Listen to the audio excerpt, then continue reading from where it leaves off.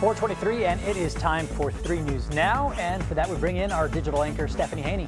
Hey, Steph, what are you working on for us? Hello, Laura. Hello, Matt. Hello, Isabel. You know, as we're tracking the stories that people are reading on WKYC.com today, we start with news about what our lawmakers are doing in Columbus.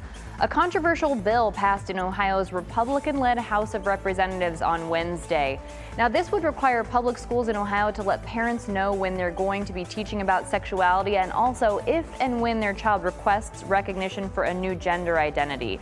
LGBTQ+ rights advocates, civil rights groups, and school counselors are opposed to this bill. It's now headed to the Ohio Senate for consideration.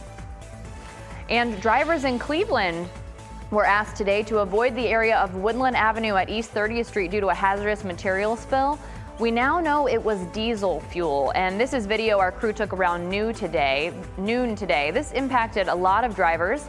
Woodland Avenue and the entrances to I-77, I-90, I-490, and Route 10 were all closed because of that spill. Now, the last we heard from the Cleveland Fire Department, which was in the last 45 minutes, is they believe the roadways are all open now and they're no longer showing up as closures on our traffic tracking system.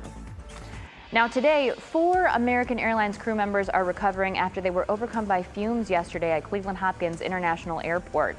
American Airlines Flight 1264 was scheduled to take off from Cleveland to Charlotte, North Carolina when some of the crew started to feel sick. Now, all of the passengers got off of the plane and then boarded a different one.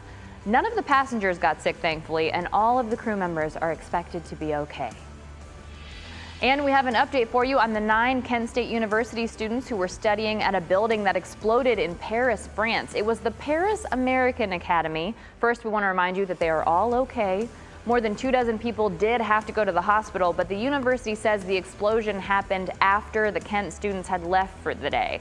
And today, Kent State told us that some of the students are coming back home today.